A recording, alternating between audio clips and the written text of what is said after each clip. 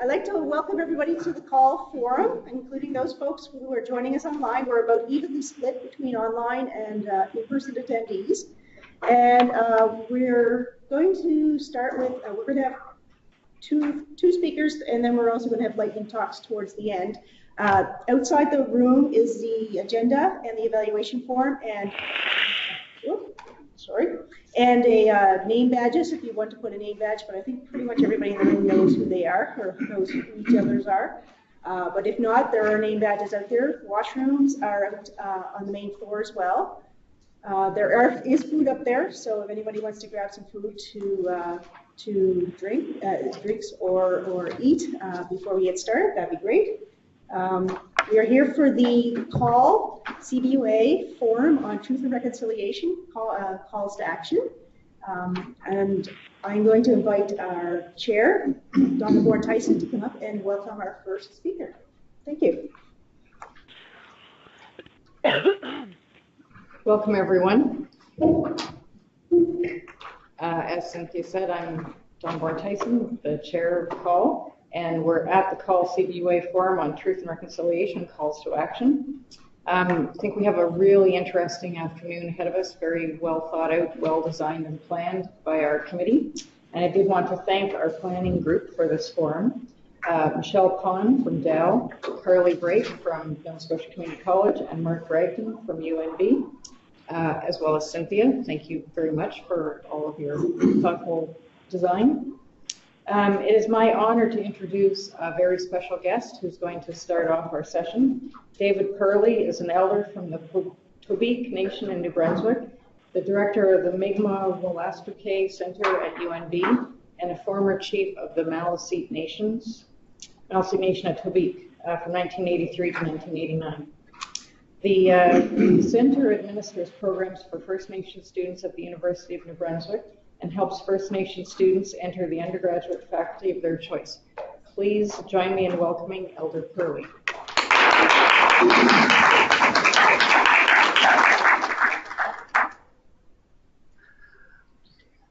Thank you. Appreciate it. Is it working? Can you hear me? Is this working? Mike? Okay. All right. Well, first of all, I want to thank you for inviting me to today's session, and that your focus is on reconciliation. The GRC calls to action. That's for First Nations. You know, for so many years we've been asking for the public school system and the post-secondary institutions to incorporate Mi'kmaq, Wolastoqey, or Wabanaki cultures, histories, worldviews, traditions, teachings, knowledge systems, and philosophies, and so on. So I want to thank you for giving us your focus for today. I think tomorrow is all right. Mm-hmm. Okay, so what I'd like to do is, if it's okay, I'd like to ask everyone to come down so I can smudge everyone. I'll smudge and I'll explain what I'm doing, and then I'll ask each one to smudge as well. Okay? And for the ones who are online, mm-hmm. I'll just. Are they on the screen here or where? Yep, right here. I'll just smudge in there. Okay, so if you don't mind, you come down and so we can do our smudging ceremony.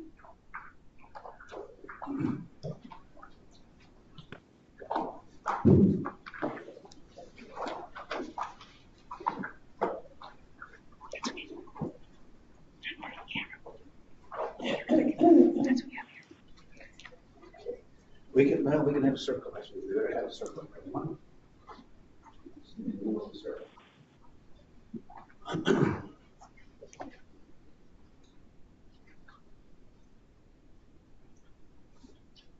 Okay.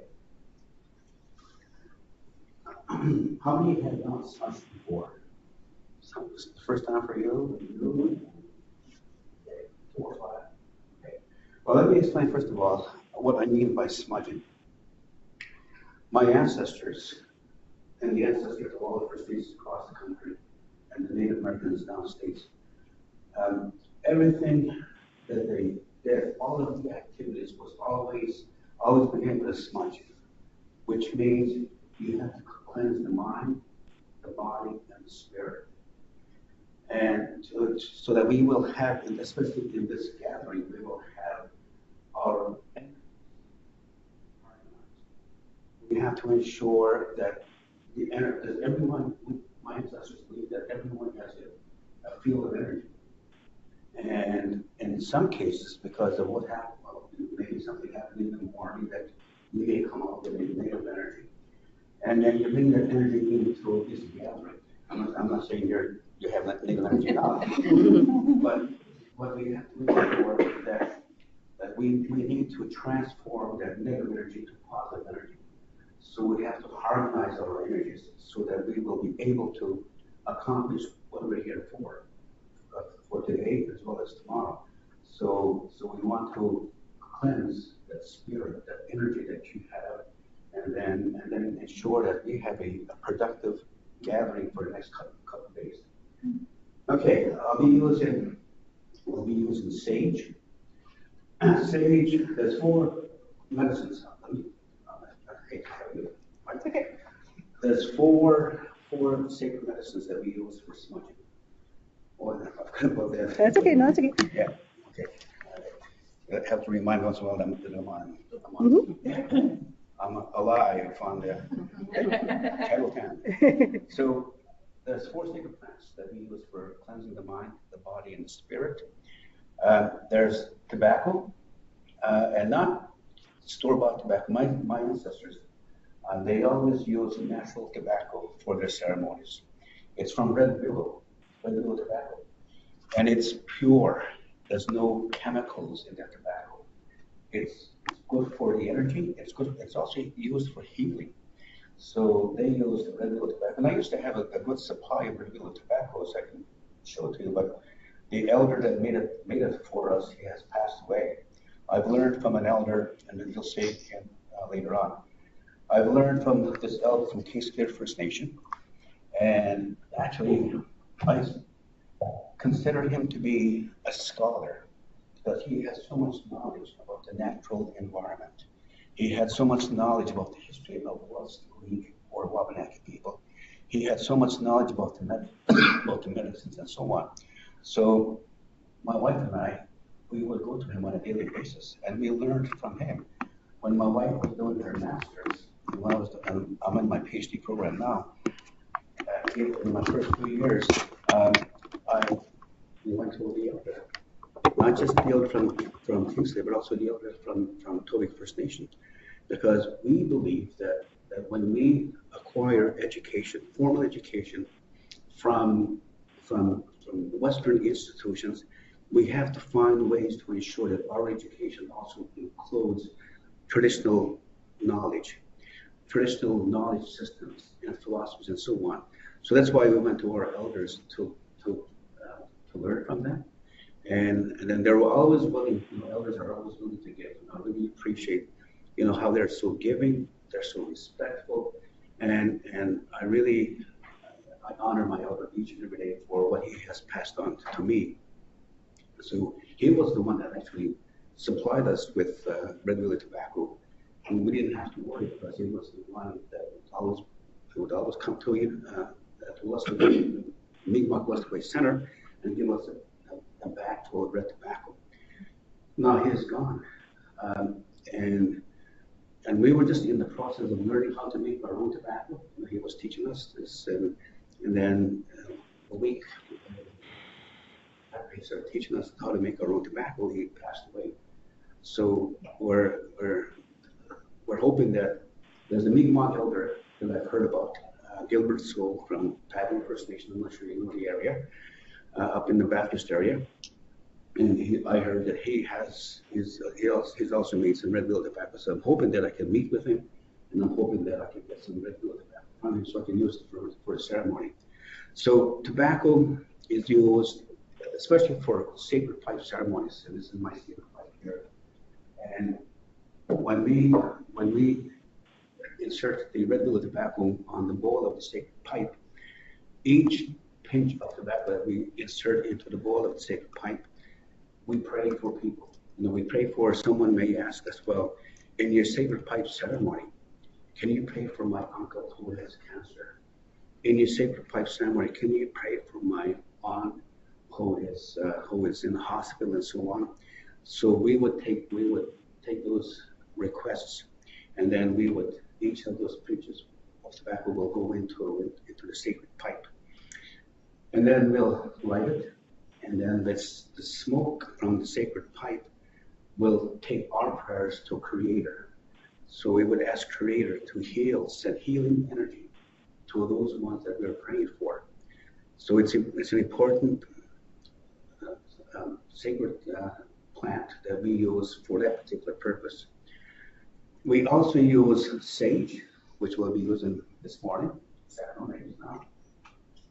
And sage is used to transform negative energy to positive energy. We have to ensure, as I mentioned earlier, we have to ensure that we always have positive energy. We have to have a positive learning environment. And for that to happen, we need to first of all, as I mentioned before, we have to harmonize our energies and use that energy to learn from each other.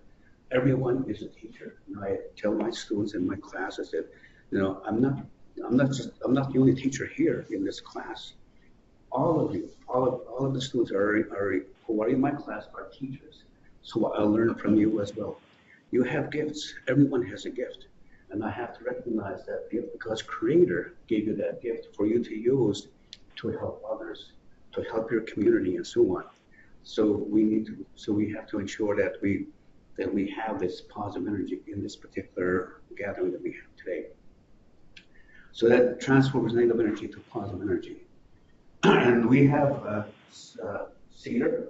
Sorry, I don't have it with me right now. Cedar is used to absorb negative energy. In my early days, back in the 50s, every single one in Tobique had over the doorway, they would have cedar, a frond of cedar on the inside. And this is to ensure that whoever walks into the home, that energy, that negative energy, if he or she is carrying that energy, will be absorbed by cedar. So it's used to absorb the cedar, and it's also used for cedar tea. I'm sure you've tried cedar tea before, but it's good medicine as well. If you feel that you have a cold coming on, try some cedar tea and use that. Because again, going back to my early days in Tobique, every single time, all of the elders, they would have the frond of cedar over the door. We also have cedar, like everyone, of course, had the wood stoves and all that. This was back in the 50s. Back in my time in Tobique, they didn't have, there was no TVs, no radio, nothing. Our entertainment was the storytellers of Tobique First Nation.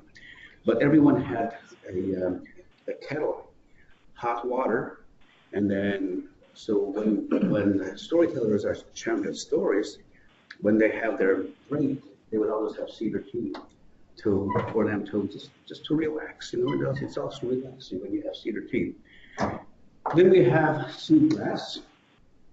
Sweetgrass is and this one is braided, and I'll have more to say about this later on. Again, this represents the braiding of the mind, the body, and the spirit. In the education of in the traditional education of my ancestors, it was important that the education that we received will always address 4 aspects of development: the spiritual, the mental, the physical, and the emotional. All education activities, traditional education activities, were designed to address these 4 aspects. Now, what I like about the traditional education system is that it addresses the spiritual as well. In the public school system, you can't do that, right? Once you mention religion or spirituality in public schools, principals get upset, teachers get upset. So you're not allowed in public schools to focus on the spiritual. But I see a change coming though. Like I'm also a member of the District Education Council that addresses initiatives in the public school system. I see some of the educators embracing the need to also address the spiritual. Here at UNB, at Wolastoqey Center, we have a sweat lodge. And my wife, who is the elder resident, Imelda, she conducts sweat lodge ceremonies during the fall semester. Last fall, she had 3 ceremonies. And this ceremony is not just for Wolastoqey students, it's for all students. Now, I've had non-native students in my class, like in her class and other classes, when they hear about and we would always say yes, because we want to ensure that students, everyone, it's one thing to read about it if you're curious about sweat lodge. Unless you take part in the sweat lodge. If you take part in the sweat lodge, then you have this deep understanding of what it means for you personally. You know, I can share my experience, what I think about the sweat lodge and what it does for me. But it's more important for you to experience it yourself, so that you can also feel that energy, feel that what Creator has given us in terms of respecting others in creation. So that's the sweat lodge is important, and surprisingly, there's a public school up in my area that is actually thinking about having a sweat lodge built next to a school, which is, to me, if you would have mentioned that 10 years or 15 years ago, they would have said absolutely no way, we can't do it. But now they're starting to accept that there is a need for spirituality to be addressed in their education and so on. So I'm really excited about the future for education, for everyone, because it's important for us to, as treating people, it's important for us to know one another and to respect one another and to help one another. So those are the 4 sacred things. I'm going to like the now.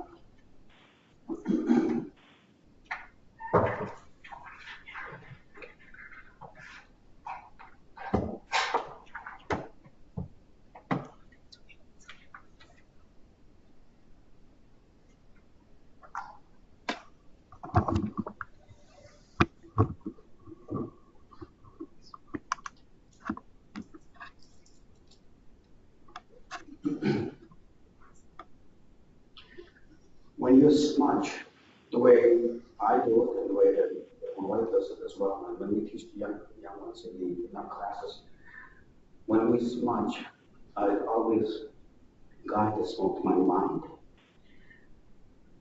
We ask Creator to open our minds, to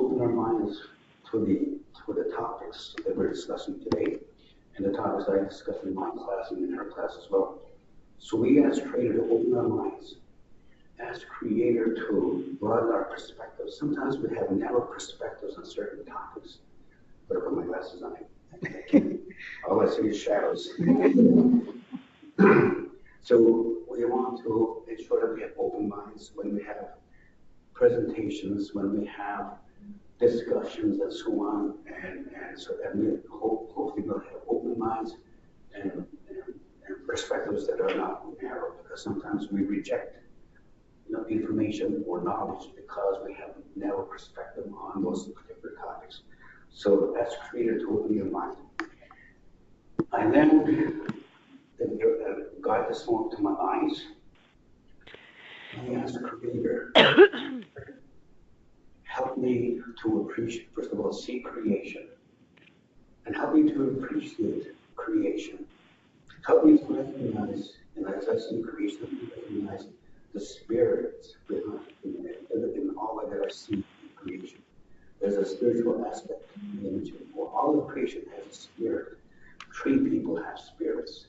Water people have spirits. The plant people have spirits. Two-leggeds have spirits. Four-leggeds have spirits. We recognize that that everyone has a spirit. If you came from Creator, you have a spirit. And then, so I ask Creator to help me to appreciate what I see, what I see around me. When I in my fast, I always ask Creator to help me to appreciate, especially for the 3 people that are all around me. And sometimes I will have 4 ladies that will visit me, and they just stare at me for a while and wonder what I'm doing, and then they'll go off. Could be a deer, could be a moose. There was one time I saw, I prayed again. Prayed for some courage.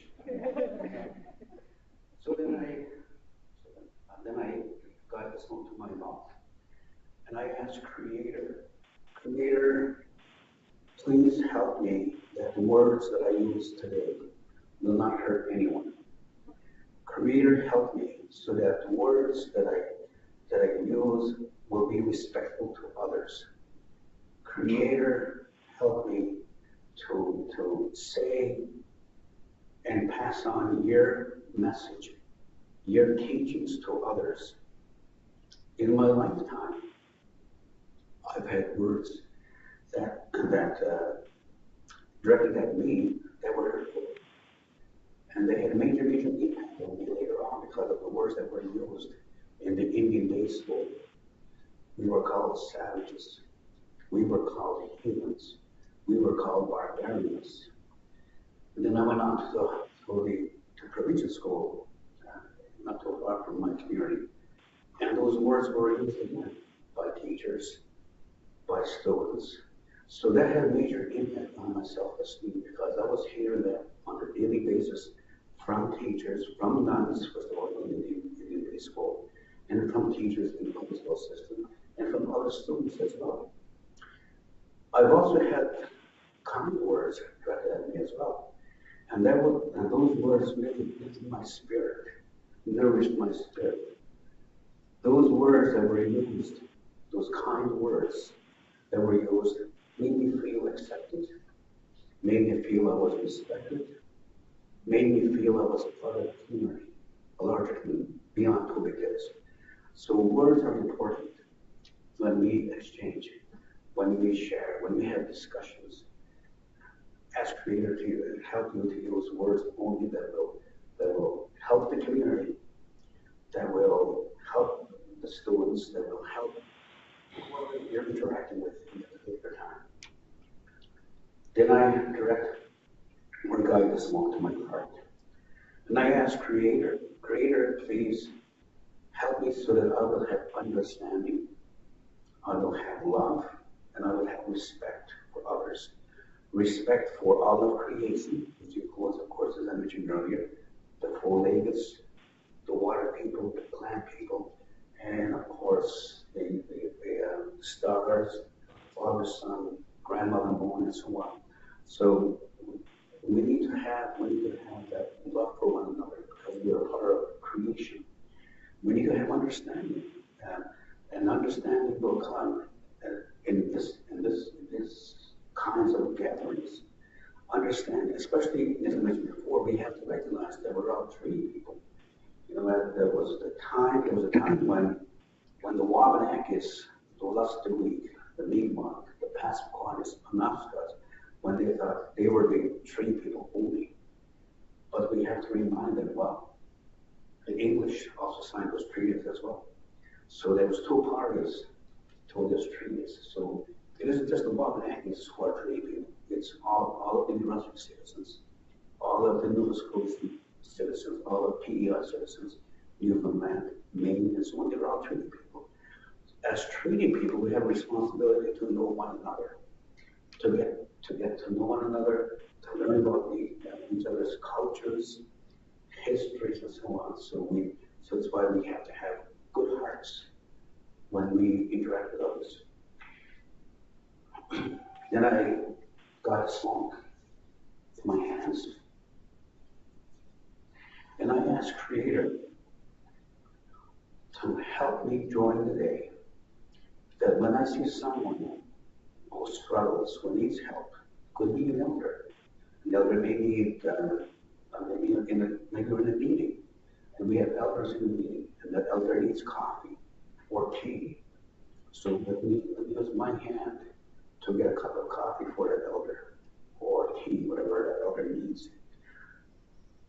we've all heard the saying, let's give them a helping hand.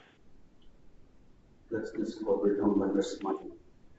Let's give a helping hand to those who are in need. Let's help those ones to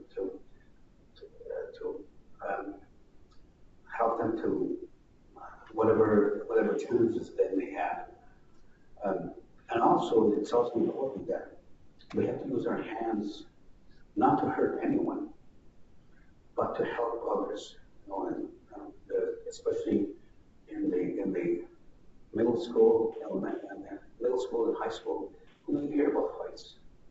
So we have to tell our young people that when you smudge, you have to use your hands not to have fisticuffs, but reach out to one another, reach out, shake hands, embrace one another, and then know one another and respect one another. So I also direct smoke.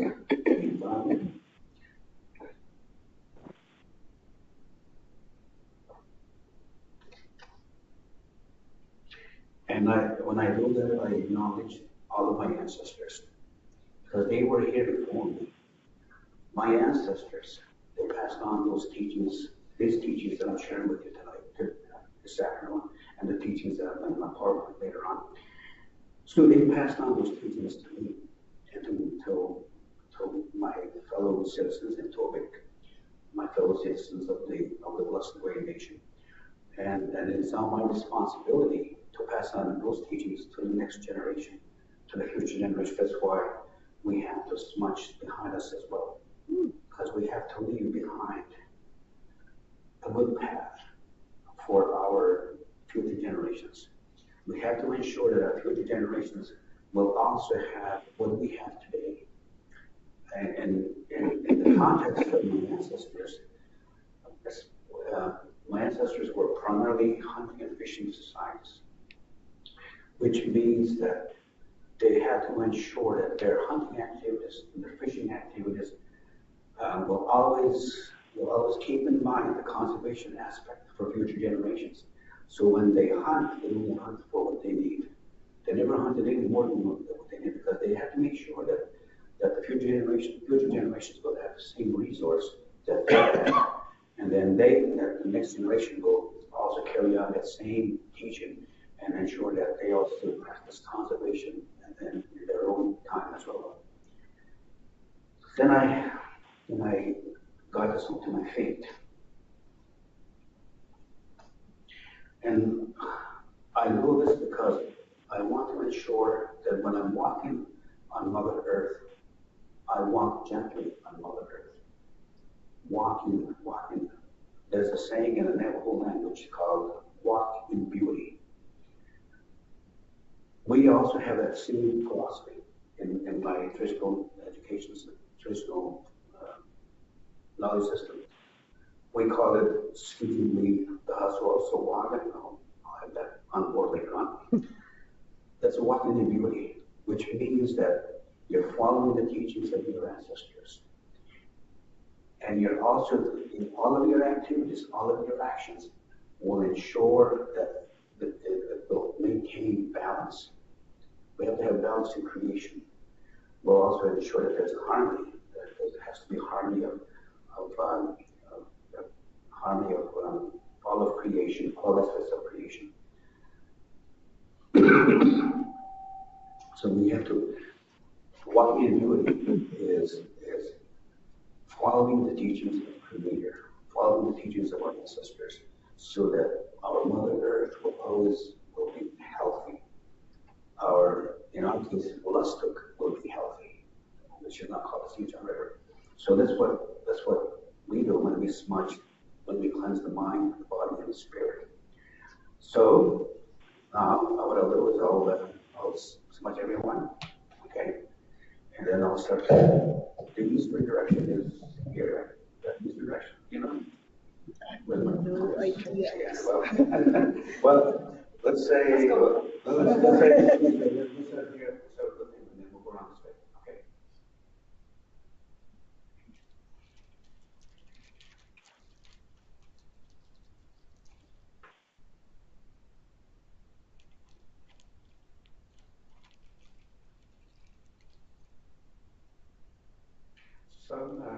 traditional store also began.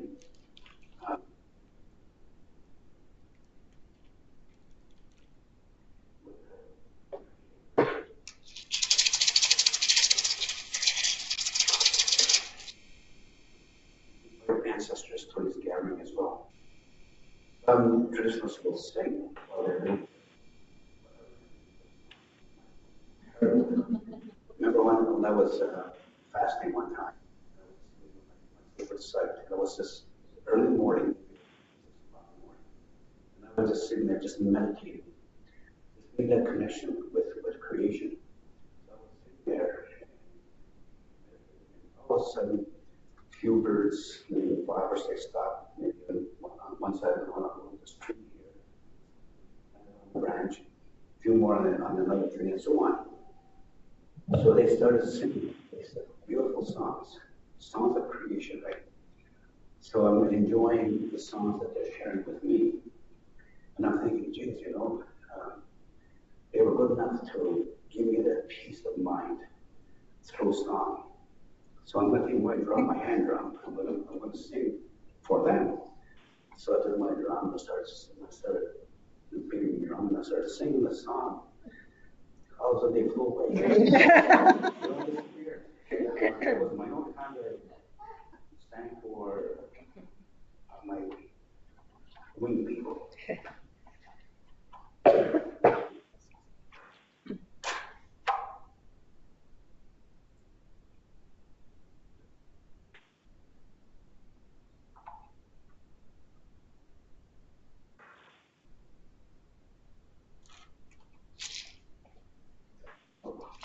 Did it go out?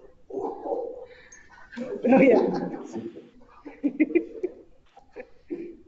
Start a fire. My dad just took it to go in and we both came in, we them off for the and it's a little image today. And we keep going.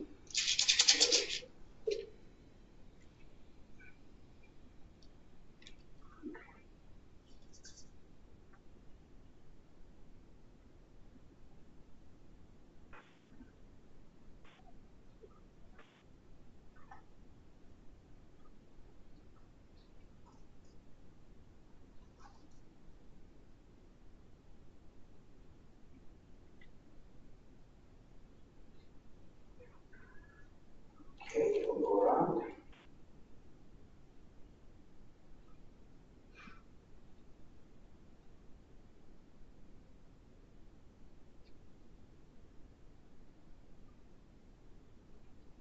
Okay.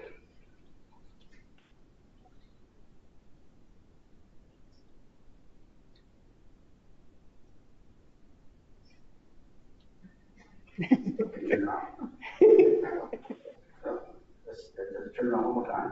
And let's stay right there when you went to your back there. So I can smush the back. Okay.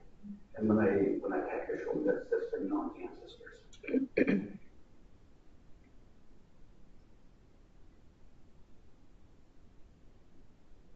And I forgot to mention that I also got this one to my ears as well, because I want to hear creation, all the wonderful sounds of creation. Thank you.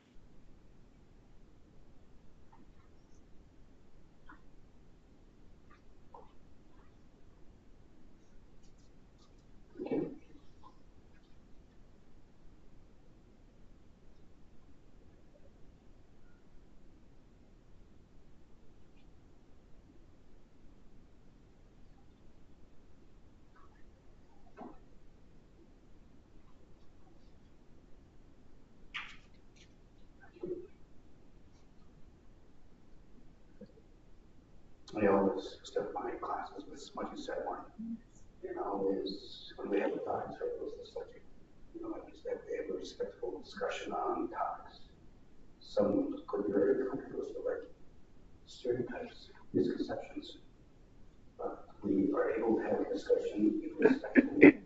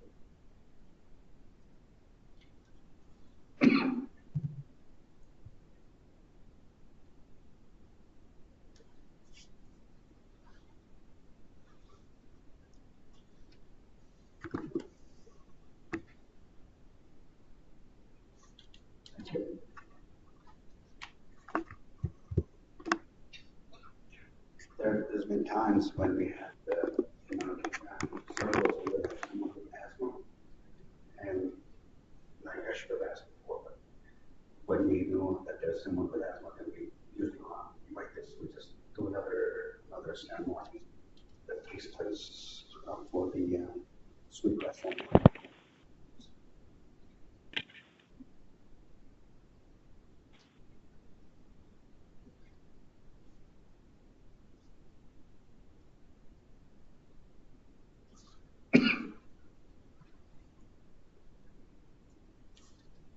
Thank you.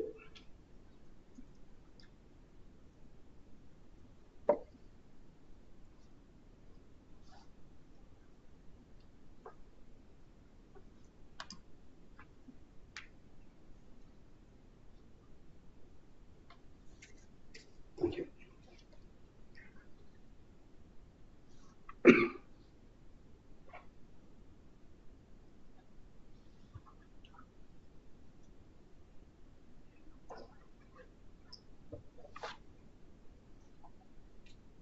Thank you. Okay, thank you, everyone. Go back to your seats and then we'll continue our presentation. Any questions, anyone on the smoking ceremony?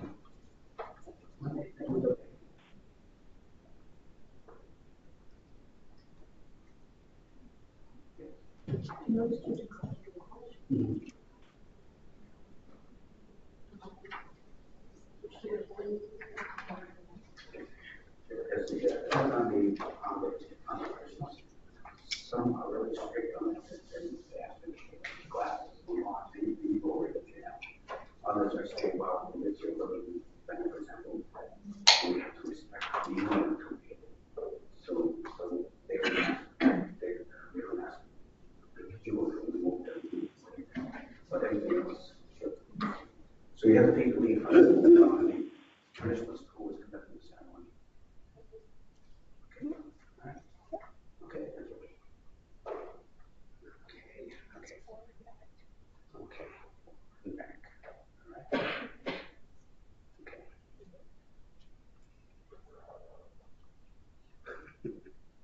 I should put it down.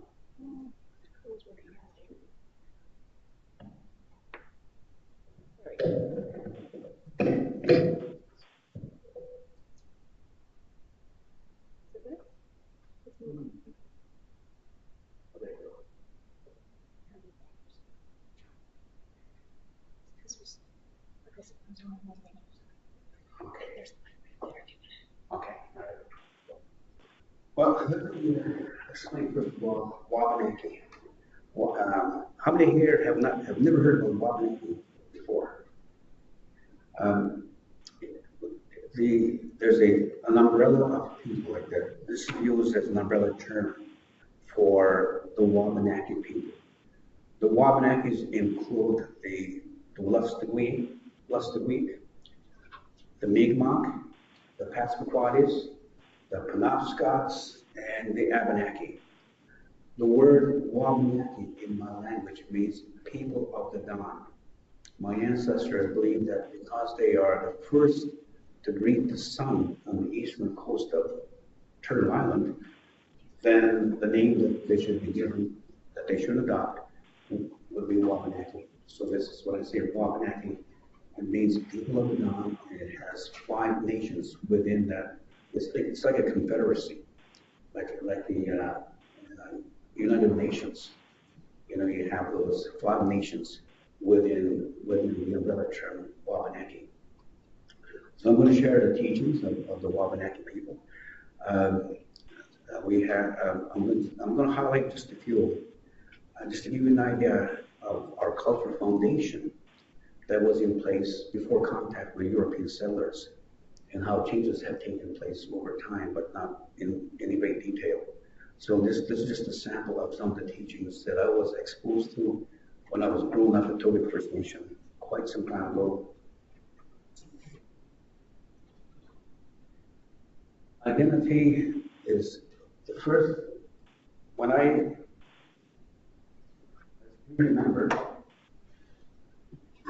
as a community member, it was important for the elders to teach the young people identity. What does that mean? When you say you're Wolastoqey, what does that mean? What does that mean in terms of your relationship with all of creation? What does that mean in terms of your relationships with others within the community? So basically, we have to ensure that we know exactly who we are. It's important to know who we are. It's important to be proud of who we are, and not to be ashamed of the fact that you're a Wabanaki person, or as in mainstream publications would use, would be Indian. That was never used in my particular area. The first time I heard Indian was when I went to the Indian day school and the public school system. Before that, all I knew was the Wabanaki, Wolastoqey, and other aspects of my identity. Now you will notice under identity, you will notice the double curve motif. You will see that, when I looked at pictures of my ancestors back in the 1800s, early 1900s, mid 1900s, you see double curve motifs like I have here on my shirt. This is your, according to the elders, this is your life, this is your path in the physical world. So if you look at left curl, that is you, that's you in your mother's womb. You are being nourished in your mother's womb.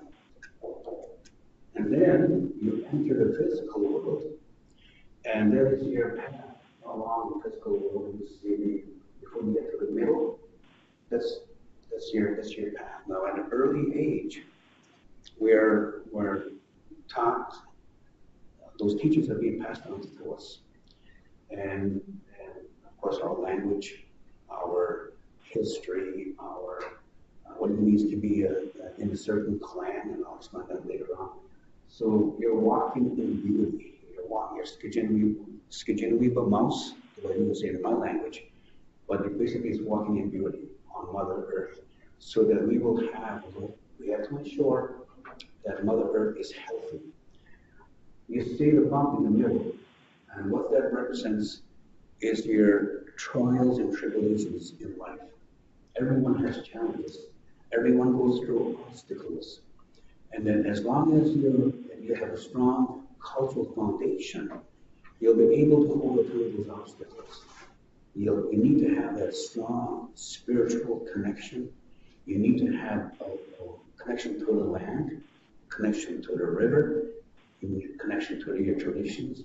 You have to be practicing your ceremonies, so that's your foundation.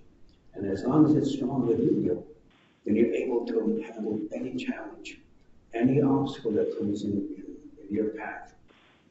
And then when after you've completed, after you've met the challenges, and you overcome the obstacles, then you continue your path on Mother Earth.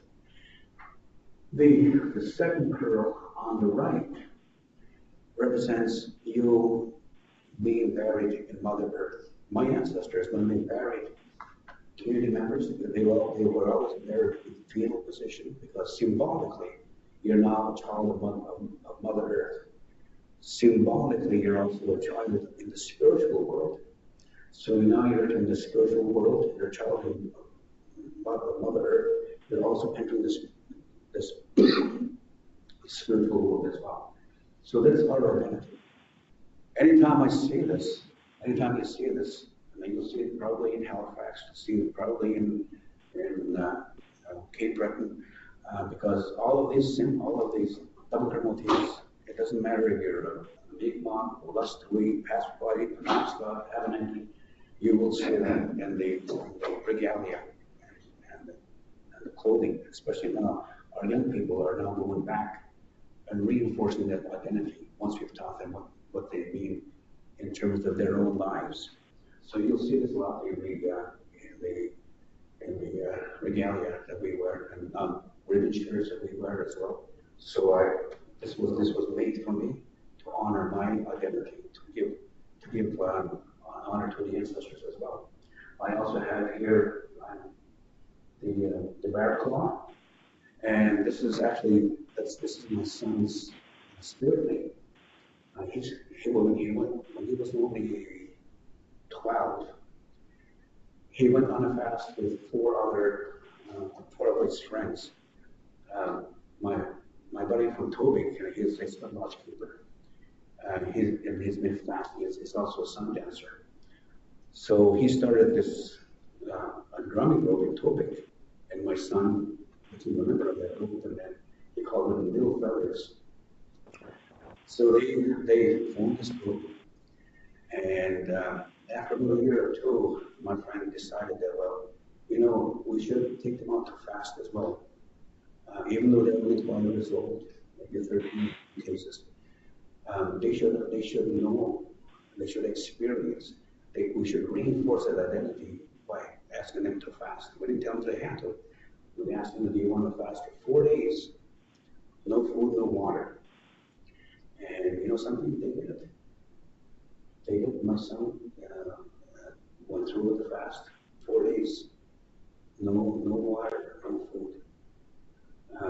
But I was worried at first, to be honest. I was worried, geez, I'm not sure, like my son is always hungry, So those asked me to take him to McDonald's and so on, other fast food outlets. But once he was, and my friend knew how to get their attention and focus on spirit. He kept on telling them, don't focus on food right now. Don't focus on the physical. Focus on the spirit. And for a 12-year-old, 14-year-old to really do that is really something. So they complete that 4-day fast. And the name that my friend gave my son is Bear Claw. And so that's why it's on my son. And the reason I have 4 children, the reason he's on mine because he passed away.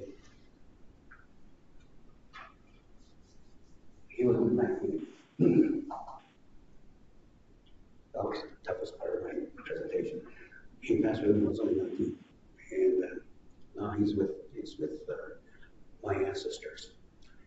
So it's important for us to ensure that we reinforce that identity in public schools as well as at the university.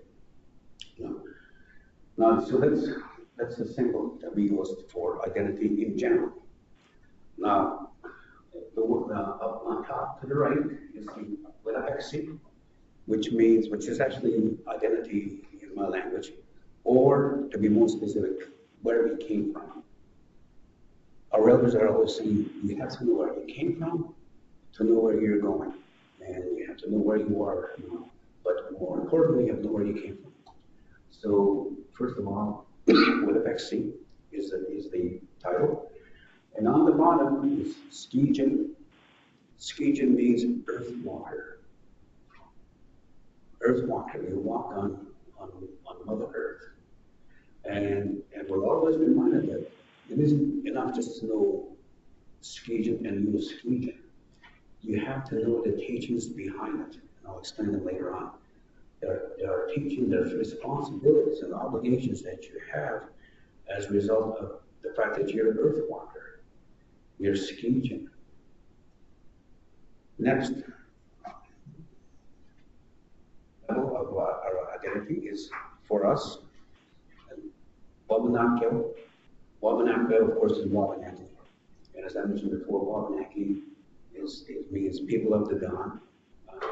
And these 5 nations, they were all related to one another, they helped one another. They formed alliances. When there was war between the Wabanakis and the English, and Wabanaki, and conflicts with between the Wabanakis and the French. So it was an alliance of people to ensure that the territories are protected.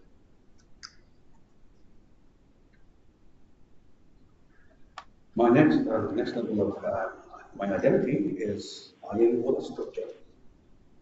I came from Tobique First Nation, which is located right next to Wolastoqey, which is now called the St. John River. Before contact with European settlers, that river was called Wolastoqey, which means, in my language, it means the beautiful and bountiful river. We emphasize the bountiful because my ancestors depended on Wolastoqey for food supply as well. The salmon, the water people, all the other water people you can find on Wolastoqey. Medicines along Wolastoqey were also picked by my ancestors and so on. So it's bountiful in the sense of providing food for sustenance and also for healing as well, because of the medicines that you would be able to harvest along the river. So I am Wolastoqey because of the fact that I'm living next to Wolastoqey, and so you have Wolastoqey, this river, and that's my identity, my connection. I have to connect with the river. That's why when in your fast, you have to connect yourself with the land, which is called Wolastoqey, which is all of the St. John River Valley, and then the river, which is Wolastoqey. So in your ceremony, you make that connection with the land and the river. So I am Wolastoqey because of my connection to Wolastoqey.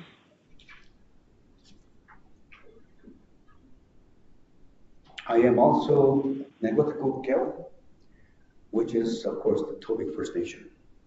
That's the original name that was used by my ancestors, not Tobique. That was the name that was imposed by the Department of Indigenous Affairs now. But my ancestors identified as Wolastoqey, and basically, Wolastoqey. That's my background. And then next level of identity, of course, would be this would be a clan. Malsum is wolf in my language. I am Malsum. On my father's side, I am Malsum clan. Malsum Weejik is people of that particular clan, people of the wolf clan. So Malsum Weejik, I am a Malsum on my father's side, and you see at the bottom, Bale Weejik, which basically is it's given English name a Wolastoqey twist. Like my last name is Perley, but in my language there's no R's in my language. So my parents, my grandparents, and other Perleys, they rather than say Perley, they were able to say only Bale. So there's no R in my language. So that's why we're Bale Weejik. And then we have, on my mother's side, she's Wolastoqey. Wolastoqey is a porcupine. I should have mentioned that Molson represents loyalty, dedication. The wolves are loyal to one another, right? They're loyal forever and ever, and that also represents the same thing in my particular culture. Wolastoqey is a medicine person. So basically, my mother is from that, and historically, we follow, because we have a matrilineal system, which means that I became Wolastoqey because of my mother's side, but I still have connections to Molson because of my father. So, naturally, my mother's maiden name is Laporte, and because of the fact that there's no R in my language, it's Laporte. Laporte is actually Laporte in my language.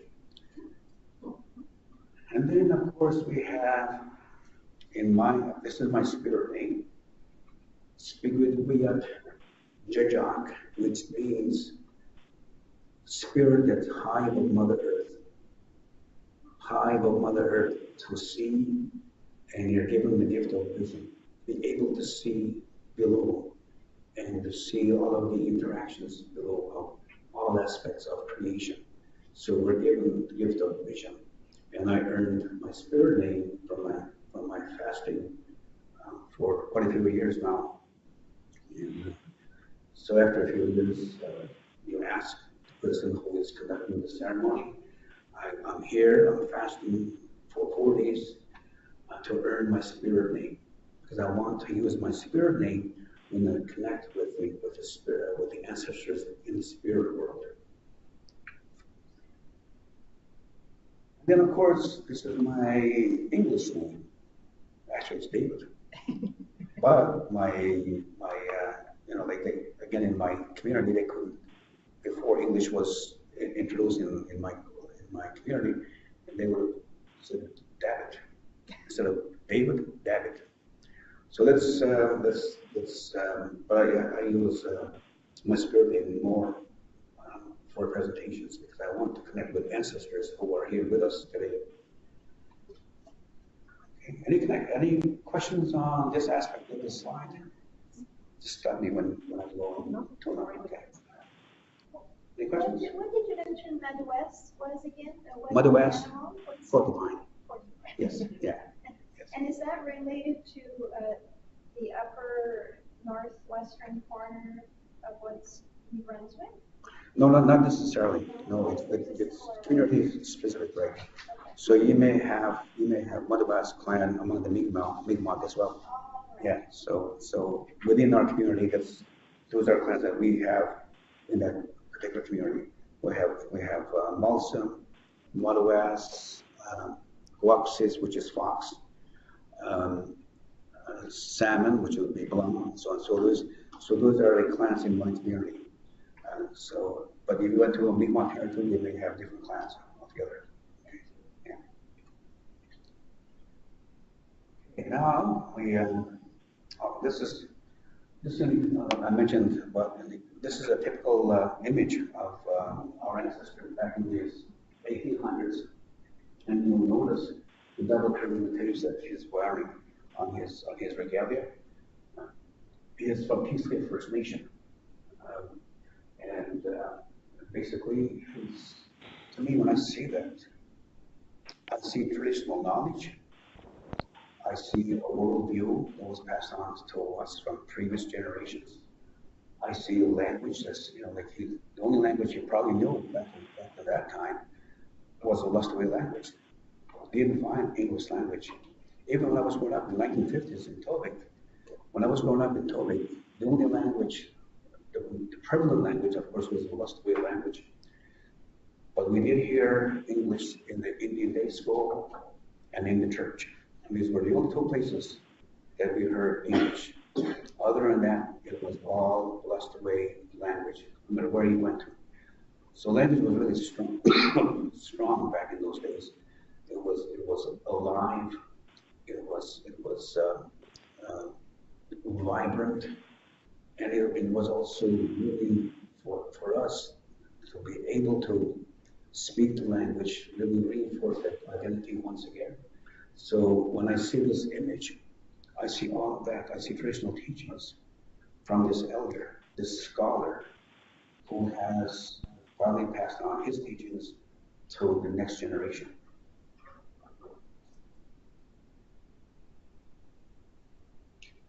Yeah, what a short little word. Yeah, this is Skijinui, the Hudsual. In my language is mostly verb-based language. So one word like this could be a whole paragraph almost, could be a sentence.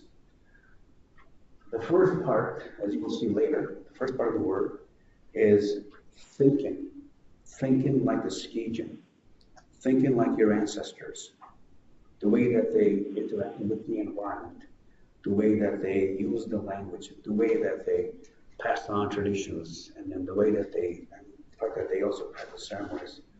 So their worldview, that's the first part of this particular word. Skijin Vidahas is thinking like Skijin, Earthwalker. So Wagan, the last part of that is action. It isn't enough to have thoughts, to have worldviews.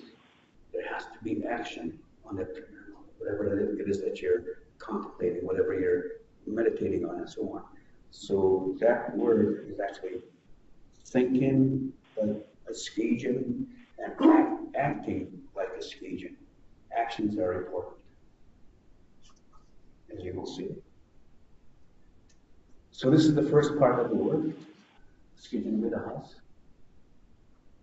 And what does that mean? Skijin Vidahas. My worldview. What's important, what I've learned in my time growing up at Tobique First Nation, in my time with the elders, and in my time with the ancestors by reading their stories. There's a collection of stories kept at the libraries here, as well as the Brunswick Museum. And there's stories from my ancestors, from the Mi'kmaq ancestors as well. So those stories the libraries are important because now we can go to these stories and then listen to our elders, our ancestors, I should say. So the first thing that I learned from my elders and from the ancestors was that we have to think, which means all my relations. All my relations, of course, means that you have to respect all of creation. My relations include the two leggeds over here and also somewhere up there. And also my relations include the four leggeds. My relations include the water people, I mentioned earlier, the salmon people, and so on. It includes the plant people, the tree people. It includes the star people, the sun, the moon, and so on. So all my relations includes all of those aspects of creation. And as a Skijin, Earth Water, my responsibility is to ensure that there is balance and harmony and respect. And sharing is also an important aspect of what I've learned growing up in Tobique First Nation. So Shildulna is all my relations, and going beyond relationships that you have with your parents, your grandparents, and your siblings within your family. It goes beyond that. It's also your relationship with Mother Earth and the four leggeds, the water people, the plant people, and so on. So we're always reminded. Okay, so we're always reminded about that particular teaching. It's important to know that. It's important to live in accordance with that particular teaching. Let's try that. Another teaching, Kchitwagan means we see, in my worldview, we see all of creation with a spirit, as I mentioned before. There's a spiritual aspect for all of creation. All aspects of creation have spirits, and we have to honor those spirits, we have to respect the spirits of others and so on. But I'm a little faster here. I'm only on slide 2 and I have 14. And the health in Wabanaki is another teaching that I learned when I was at Tobique First Nation, growing up in Tobique. And health in Wabanaki means forgiving one another. Now, there was a ceremony up until maybe early 60s in Tobique. Every winter solstice, the community members would go out. If they knew that they offended someone by word or by action, they would go to that particular individual or a family, and then they would go there and ask for forgiveness. They would say, this year I hurt you, I offended you, I am sorry, can you forgive me? And of course, the person was being asked would always forgive. So to me, when I think about that today, to me, that and held among that ceremony every winter established a community of harmonious relationships. We still have our minor conflicts. I'm not saying it eliminated all of the negative energy or the conflicts, but it was a solid, it was a cohesive, harmonious community because of that ceremony. And I think we have to do that in Canadian society, in the Brunswick society, in Atlantic Canada, for example. What needed is basically for the future generations. Whatever we do today, we have to keep in mind what the future generations need and what they should have. Do not destroy Mother Earth today, for example, because what's going to happen to our future generations? What will they have when they enter on this world and so on? So we always have to think, whatever we do, we have to ensure that the conservation aspect, much the same way my ancestors did that when they were hunting and when they were fishing. They had to make sure that they kept that resource for future generations as well. Ginsuzik ancestors, we have to honor our ancestors. Our ancestors have longevity. You may say, from Western perspective, that there's no way that you can interact with the ancestors because they're in the spirit world now. But in our belief system, in our traditional knowledge system, when we go in ceremony, when we go in on our fast, when we're doing our pipe ceremony, when we're doing our sweetgrass ceremony, we ask ancestors to enter the ceremony, to guide us, to teach us. So we still communicate. We believe we can communicate with them, even though they may have been in the spirit world. They're not historical figures. Skijin was means that's the action part. The first part is the thinking. Now it's the action part. And of course, I'm going to go a little faster. That means you have to use the eagle feather. The eagle feather represents truth and honesty. And you have to be true to yourself and true to others in the community. We have to braid sweetgrass, braiding of the mind, the body, and the spirit. We have to smudge, cleanse the mind, the body, and the spirit. We have to, and this is one thing that we're emphasizing at MWC, or the League of Wolastoqey Center. We have to help our young people to revive the language. We have to revive the language so that young people will have language in their own lives. And not only that, I believe, but there are some Wolastoqey teachers who don't believe in me. I believe we also have to teach the non-Indigenous people as well. So when we have a language program in Brunswick, for example, public school system, it shouldn't be just for Wolastoqey students. It should be for any student that has interest in learning Wolastoqey language. And we've had quite a few non-Indigenous students in high schools. When my wife was teaching in high school, quite a few have gone to her and asked her, can we also take your class? And she would say yes, but the principal would say no. The principal would say, this is only for Wolastoqey students. And I don't agree with that policy. Right now, our language program here at UNB is for any student that wants to learn the language. And we have quite a few that have taken the language and they're now helping us to revive the language in our communities. Sunrise ceremony means ancestral breath. You want to take part in the sunrise ceremony, receive that breath each and every morning. And these are two of those. Well, I think I'll stop here because I have another 8 more slides. So elder teachings are important. Elder teachings, they should be part of the public school system, the curriculum of the public school system. They should be part of the university teachings as well. What I'm really proud of here at UNB, and I really appreciate UNB embracing TRC calls to action. We've convinced them to use the label Bilby the Wolastoqey, which is thinking differently in terms of your action, leading to a different action. So here at UNB, they don't call it TRC calls to action. They call it Bilby the Wolastoqey, which is adopting a traditional way of bringing reconciliation to the university. And I think I better stop here now, otherwise.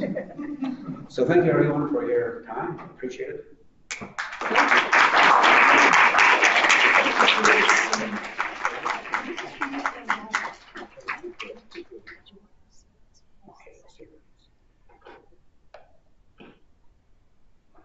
Thank you, everybody.